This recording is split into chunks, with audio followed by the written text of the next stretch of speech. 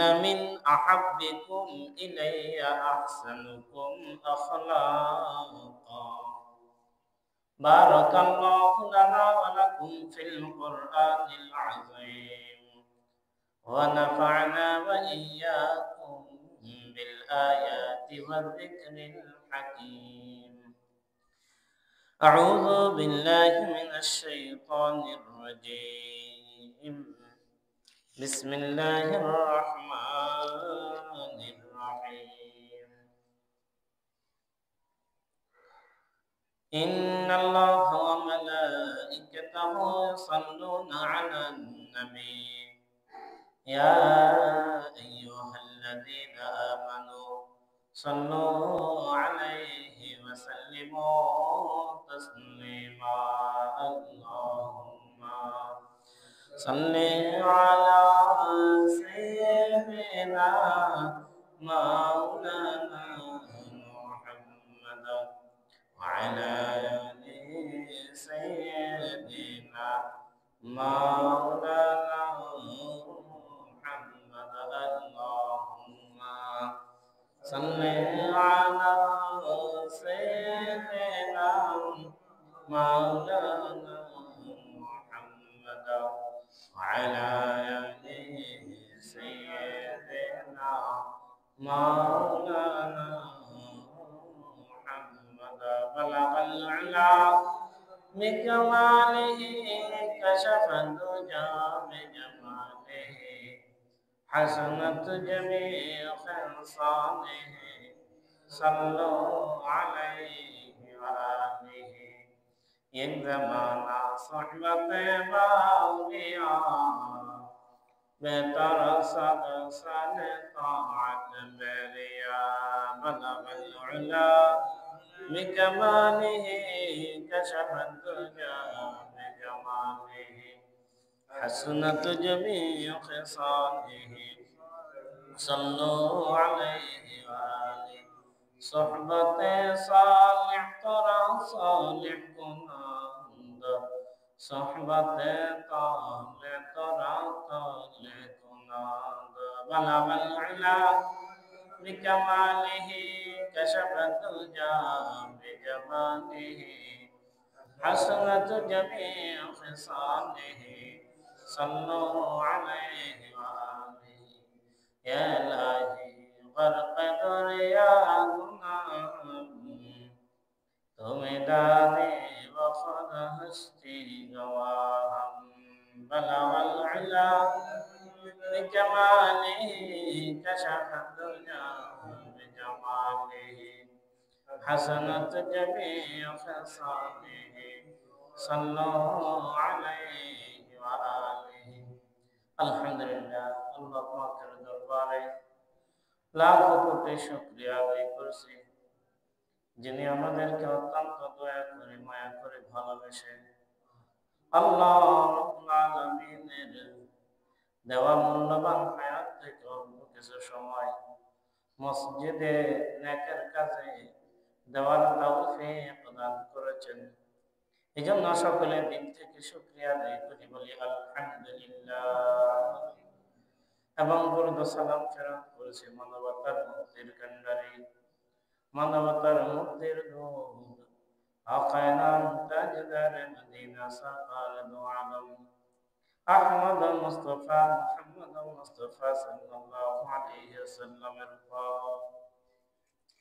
এবং ওই সমস্ত মর্দ মুজাহিদদের আত্মার মাগফিরাত কামনা করছি যাদের বুকের তাজা রক্তের বিনিময় আজ পর্যন্ত বাংলার বুকে ইসলামের মতো মহাদৌলত টিকে রয়েছে সম্মানিত উপস্থিতি আমি কোরআন হাকিমের সূরা মাইদার ৩য় নম্বর আয়াতের কিছু অংশ তিলাওয়াত করেছি আল্লাহর হাবিবের অসংখ্য বর্ণিত হাদিস সমূহ থেকে ছোট্ট একখানা হাদিস পড়েছি আল্লাহ পাক যদি তৌফিক দান করেন আয়াত এবং হাদিসের আলোকে কিছু কথা বলবো মা তৌফিক ইল্লা বিল্লাহ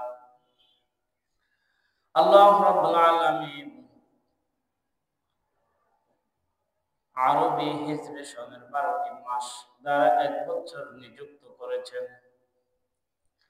এর মধ্যে 12টি মাসের সম্মানিত মাস হলো রমজান মাস। এর আগে 2টি মাস রজব এবং শাবান, এই 2টি মাসকে রমজানের সাথে নিযুক্ত করেছেন আমাদের নবীজি। যখন রজবের চাঁদ উঠতেন, শাবানের চাঁদ উঠতেন, এই দীর্ঘ লং টাইম পর্যন্ত নবীজি আল্লাহ তাআলার কাছে বিশেষ করে 2টি দোয়া করতেন। কয়টি দোয়া ভাই?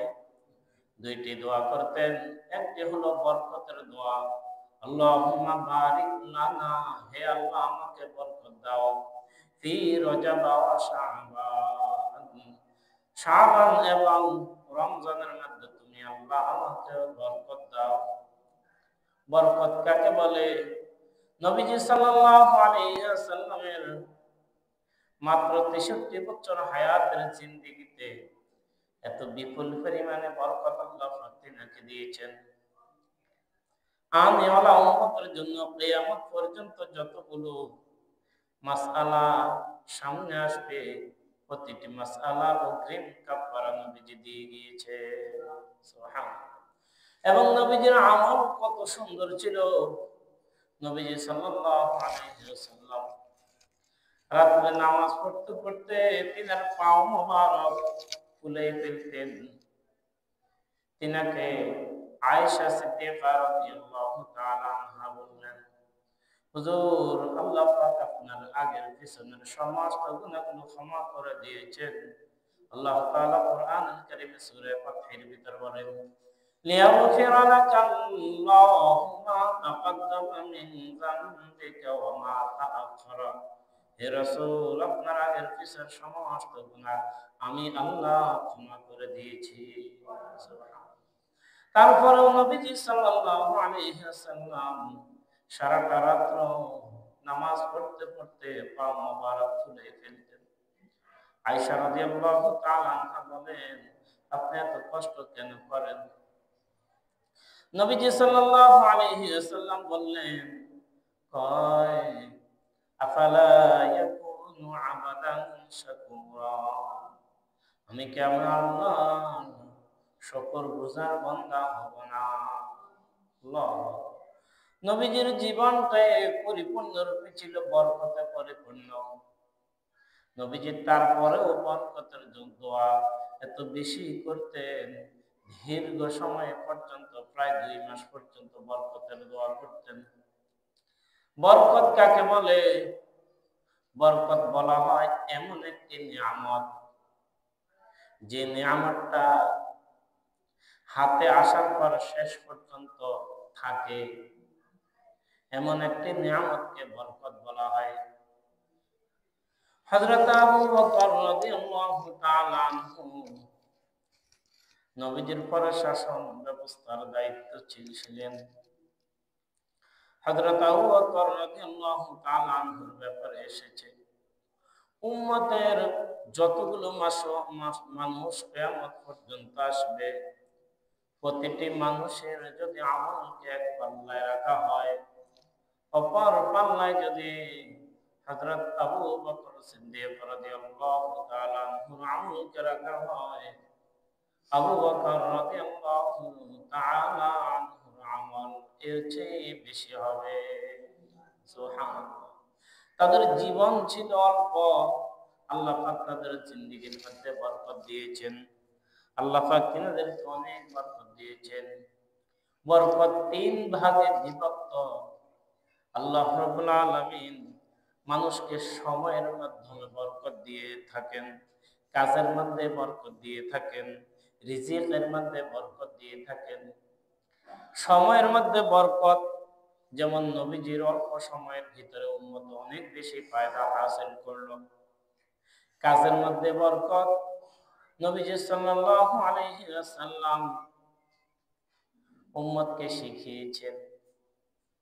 যেমন যদি কোনো ব্যক্তি সূরা ইখলাস মাত্র 3 বার পড়ে, আল্লাহ রাসূল বলেন তার আমলনামায় 1 খতম কোরআনুল কারীমের সওয়াবের হাদিয়া উঠে যায়।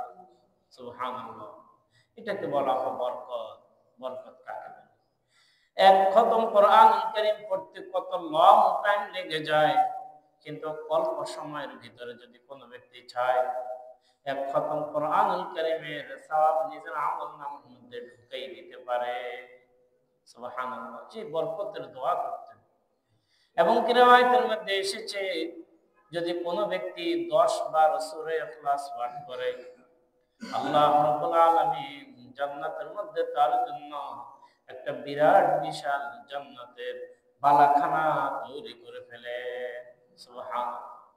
আর যদি 20 বার পড়েন তার জন্য জান্নাতের মধ্যে 2টি বালাখানা তৈরি হয়ে যাবে। সুবহানাল্লাহ। যদি 30 বার পড়ে 3টি বালাখানা তৈরি হয়ে যাবে। সুবহানাল্লাহ। এই উম্মতের হায়াত কম তবে বরকত বেশি। এই উম্মতকে আল্লাহ তাআলা এমন ভাবে দিয়েছেন।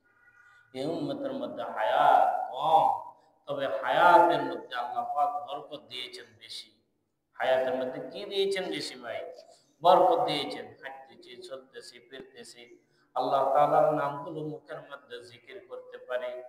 সুবহানাল্লাহ, আলহামদুলিল্লাহ, আল্লাহু আকবার। হাদিস শরীফের মধ্যে রয়েছে যদি কোনো ব্যক্তি একবার সুবহানাল্লাহ পাঠ করে, যদি একবার সুবহানাল্লাহ পাঠ করে, হাদিস শরীফ প্রমাণ করে এমন বিরাট বিশাল একটি গাছ তৈরি হয়, এমন বিরাট বিশাল একটি গাছ তৈরি হয় যে গাছটির ছায়া তেজি ঘোড়া যদি 500 বছর পর্যন্ত দৌড়ায় ওই গাছের ছায়া শেষ করতে পারে না। সুবহানাল্লাহ। তাহলে ভাই কি বুঝলাম? একবার সুবহানাল্লাহর ফজিলত এই বিপুল পরিমাণ। তাহলে 10 বার পড়লে কি পরিমাণ, 1000 বার পড়লে কি পরিমাণ সওয়াব হবে। এজন্য ভাই এই উম্মতের হায়াতের মধ্যে বরকত বেশি। এই উম্মতের হায়াত অল্প, নেক কামানোর সুযোগ অনেক বেশি রয়েছে। বরকত ওয়ালা জিন্দেগির অনেক ধাম। হযরত আবু হুরায়রা রাদিয়াল্লাহু তাআলা আনহু একদিন নামাজ পড়ে, নামাজ শেষ করে রাস্তার পাশে দাঁড়িয়ে রইলেন, রাস্তার পাশে বসে রইলেন। সাহাবায়ে কেরাম পাশ দিয়ে যাইতেছেন। কিছু কিছু সাহাবায়ে কেরাম ভাবলো তিনার মনে হয় মৃত্যু রোগ রয়েছে, শরীর কাঁপতেছে। সাহাবায়ে কেরামের মধ্যে অল্প কিছু সাহাবায়ে কেরাম বুঝতে পারলেন তিনার সমস্যা। নবীজি সাল্লাল্লাহু আলাইহি ওয়াসাল্লাম মসজিদ থেকে বের হলেন। মসজিদ থেকে বের হয়ে দেখলো যে হযরত আবু হুরায়রা শরীরটা কাঁপতেছে। নবীজি বুঝতে পারলেন আবু হুরায়রা ক্ষুধার যন্ত্রণায় কাঁপতেছে। হযরত রাসূলুল্লাহ সাল্লাল্লাহু আলাইহি ওয়াসাল্লাম আবু হুরায়রাকে বললেন, ও আমার আবু হুরায়রা, তুমি আসহাবে সুফফার পাশে চলে যাও। যাইয়া সেখানে অবস্থান করলো। দেখলো যে একজন ব্যক্তি একটা পেয়ালা করে এক পেয়ালা দুধ নিয়ে আসলো। আবু হুরায়রা রাদিয়াল্লাহু তাআলা আনহুকে নবীজি সাল্লাল্লাহু আলাইহি ওয়াসাল্লাম বললেন, ও আবু হুরায়রা, আসহাবে সুফফার মধ্যে কতজন সাথী রয়েছে দেখো কেউ আছে কিনা, থাকলে তাদেরকে ডাক দিয়ে নিয়ে আসো। রাওয়ায়াতের মধ্যে এসেছে সেইখানের মধ্যে 80 থেকে 82 জন, অন্য এক রাওয়ায়াতের মধ্যে রয়েছে 70 জনের মতো সাহাবায়ে কেরাম সেইখানে রয়েছে। হযরত আবু হুরায়রা তাদেরকে ডাক দিয়ে নিয়ে আসলেন। আসার পরে আবু হুরায়রাকে বললেন, ও আবু হুরায়রা, এই দুধের পেয়ালাটা তোমার হাতে নাও। নবীজি তিনার হাত থেকে হযরত আবু হুরায়রার হাতে পেয়ালাটা দিলেন। আবু হুরায়রাকে বললেন, এক একজন ব্যক্তির হাতে দিবে, যতক্ষণ পর্যন্ত তারা খেয়ে শেষ না করবে এর আগে তুমি পেয়ালাটা নিজ হাতে নিবে না। সমস্ত সাহাবায়ে কেরাম একের পর এক 70 বলেন আর 80 বলেন সকলে খেয়ে শেষ করেছে। ওই পেয়ালার মধ্যে যেটুকু দুধ আগে ছিল এখনো সেই পরিমাণ দুধ রয়ে গিয়েছে। সুবহানাল্লাহ। ভাই বরকত দিয়েছেন আল্লাহ পাক, এটাকে বলা হয় বরকতের জিন্দেগি। পরবর্তীতে হযরত আবু হুরায়রাকে নবীজি বললেন, ও আবু হুরায়রা, তুমি এবার পান করো। হযরত আবু হুরায়রা খাইলেন। তারপরে নবীজি নিজে ভক্ষণ করলেন। সুবহানাল্লাহ। এক পেয়ালা খাবার, এক পেয়ালা দুধ 80 থেকে 82 জন মানুষ খেয়েছেন, তারপরেও শেষ হয় নাই। কেমন বরকত! আগে আমরা দেখতাম এক এক কানিতে অল্প কিছু ধান হইতো, এই ধানের ভাতের যখন নতুন ভাত এরকম পাক করতো, ঘাম ছুটে যেত। একটা ইলিশ মাছ যদি কোনো বাড়িতে 10টা বাজে, 9টা বাজে, 11টা বাজে রান্না করা হতো রাত্রে, পুরা বাড়িতে খবর চলে যেত কোথায় ইলিশ মাছ রান্না হচ্ছে। আল্লাহ পাক বরকত দিয়েছেন। হযরত জিবরিল আলাইহিস সালাতু ওয়াস সালামকে নবীজি জিজ্ঞাসা করলেন, ও জিবরিল, আমার মৃত্যুর পর তুমি জমিনে আর কয়বার আসবে? জিবরিল ফেরেশতা বললেন, হুজুর আপনার মৃত্যুর পর আমি আরো 10 বার এই পৃথিবীর বুকে আসব। প্রথমবার এসে জিনিসগুলোর বরকত উঠাই নিব, বরকত নাই। এক সময় ছিল 2 টাকা নিয়ে বাজারে যাইলে এক বিবাহের খরচ পরিপূর্ণ সারার পরে আরো 1 টাকা থেকে যাইত। আর এখন 30,000 টাকা নিয়ে যাইলেও শেষ হয় না, এখন হাজার আরো বাকি থেকে যায়। প্রিয় হাজরিন, বরকত, বরকতের জিন্দি নবীজি সাল্লাল্লাহু আলাইহি সাল্লাম এই মাসে এই জিনিসটাই শিক্ষা দিলেন। হে আমার উম্মতের নরনারীরা, তোমরা বেশি বেশি আমার আল্লাহ তাআলার কাছে বরকতের দোয়া করবে। আল্লাহুম্মা বারিক লানা ফি রজাবা ওয়া শাবান ওয়া বাল্লিগনা রমাদান। আল্লাহ তুমি আমাকে রজব এবং শাবানের মধ্যে বরকত দাও। আল্লাহ তুমি আমার সময়ের মধ্যে বরকত দাও। আল্লাহ তুমি আমার অর্থের মধ্যে বরকত দাও, আমার শরীরের সুস্থতার মধ্যে বরকত দাও, আমার অর্থের মধ্যে বরকত দাও, যাতে করে রমজান আমাকে ভারী কাজ করতে না হয়। আমার সময়ের মধ্যে বরকত দাও, যাতে করে আমি রমজানে কোরআনুল কারীমের খতম শেষ করতে পারি। আমার শরীরের মধ্যে সুস্থতার বরকত দাও, যাতে করে আমি রোজাগুলো ঠিকমতো রাখতে পারি। আল্লাহ তাআলার কাছে নবীজি দোয়া করতেন, এই উম্মতকেও আল্লাহ রাসূল শিক্ষা দিলেন। প্রিয় হাজরিন, বরকতের দোয়া অনেক দামি দোয়া। এই জন্য প্রিয় হাজরিন, দোয়া, এই দোয়াটি নবীজি যখনই সময় পাইতেন, যখনই সুযোগ পাইতেন, তখন এই দোয়া করতেন। আল্লাহ তাআলার কাছে দোয়া করতেন, আল্লাহ তুমি আমাকে বরকত দাও। নবীজি আরেকটি দোয়া করতেন, আল্লাহুম্মা গফিরলি যামবি, হে আল্লাহ তুমি আমার গুনাহগুলো ক্ষমা করে দাও, ক্ষমা করিয়ে দাও। আল্লাহুম্মা গফিরলি যামবি ওয়াসি'লি ফি দারি, আল্লাহ তুমি আমাকে প্রশস্ত একটি ঘরের মালিক বানিয়ে দাও, একটা ঘরের ব্যবস্থা করে দাও। ওয়াবারিকলি ফি রিজকি, এবং আমার রিজিকের মধ্যে তুমি বরকত দাও। খন্দকের যুদ্ধ, একটি খন্দক খনন করার জন্য সাহাবায়ে কেরাম সহ নবীজি সাল্লাল্লাহু আলাইহি সাল্লাম গেলেন। যাওয়ার পরে সাহাবায়ে কেরাম খন্দক খনন করতে পারতেছে না, তাদের শরীর দুর্বল, খাবার নাই। নবীজি সাল্লাল্লাহু আলাইহি ওয়াসাল্লামের সাথে একজন সাহাবী ছিলেন, হযরত জাবির ইবনে আব্দুল্লাহ রাদিয়াল্লাহু তাআলা আনহু। হযরত জাবির রাদিয়াল্লাহু তাআলা আনহু দেখলেন নবীজির পেটের মধ্যে একটি পাথর ভাঙা, পেটের ক্ষুধায় পেটের মধ্যে পাথর বেঁধে রেখেছে। হযরত জাবির রাদিয়াল্লাহু তাআলা দৌড় দিয়ে বাড়িতে গেলেন, যাইয়া বিবিকে জিজ্ঞাসা করলেন, ঘরে কি খাওয়ার মতো কোনো জিনিস রয়েছে? তখন বিবি বললেন, না, ঘরে মাত্র একটা ছাগল আছে, একটা বকরির বাচ্চা রয়েছে। হযরত জাবির রাদিয়াল্লাহু তাআলা নিজে ওই বকরিটাকে জবাই করলেন, বললেন, তুমি বকরিটা রান্না করে নাও, আর কিছু রুটি পাকাই নাও, আমি নবীজিকে খবরটা পৌঁছিয়ে আসি। নবীজির কাছে গেলেন, বললেন, ইয়া রাসূলুল্লাহ, আপনি সহ নবীজিকে গোপনীয় ভাবে কানে মুখে কথা বললেন, হুজুর আপনি সহ 5-6 জনের খাবারের ব্যবস্থা রয়েছে। নবীজি সাল্লাল্লাহু আলাইহি সাল্লাম কুল খন্দকবাসীকে নিয়ে গেলেন হযরত জাবির ইবনে আব্দুল্লাহ রাদিয়াল্লাহু তাআলা আনহুর বাড়িতে। নিয়ে যাওয়ার পরে, সেইখানের মধ্যে নেওয়ার পরে নবীজি সাল্লাল্লাহু আলাইহি সাল্লামের সাথে অনেক সাহাবায়ে কেরাম গেলেন। হযরত জাবির তিনার বিবিকে বললেন, অথবা হযরত আবু আইয়ুব আনসারী তিনার বিবিকে বললেন যে, নবীজিকে বলেন নাই খাবার কম দেন? বললেন, হ্যাঁ আমি তো বলছি, তবে তাহলে আর কোনো ভয় নাই। তখন নবীজি সাল্লাল্লাহু আলাইহি ওয়াসাল্লামের সমস্ত সাহাবায়ে কেরাম বসলেন খাবারের জন্য। নবীজি বললেন, বাটির মধ্যে যে গোশত পাকানো হয়েছে, গোশতের ঢাকনাটা তোমরা উঠাইবে না, রুটির ঢাকনাটা উঠাইবে না। বিসমিল্লাহ পড়ে দিতে শুরু করলো। সকল খন্দকবাসী খাওয়ার পরেও আরো বিপুল পরিমাণে খাবার রয়ে গেল।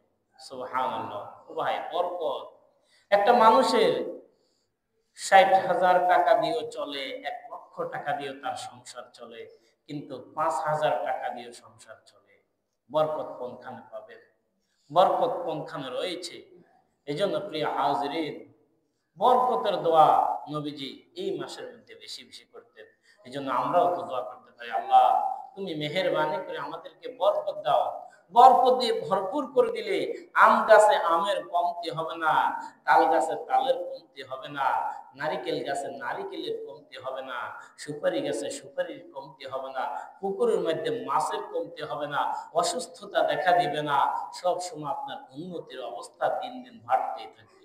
এই জন্য তাহলে এই মাসের মধ্যে সবচেয়ে বেশি এই দোয়াটা আমরা সবাই পারি, আল্লাহুম্মা বারিক লানা ফি রজবা ওয়া শাবান ওয়া বাল্লিগনা রমাদান। আল্লাহ তুমি আমাকে রজব এবং শাবানের মধ্যে বরকত দাও। বরকতের বিপুল অর্থ রয়েছে। আল্লাহ পাক আমাদের প্রত্যেককে কথাগুলো বুঝে শুনে এই দোয়া বেশি বেশি পড়ার তৌফিক দান করুন। আমরা যারা সুন্নাত পড়তে পারি না, যারা সুন্নাত পড়ি না।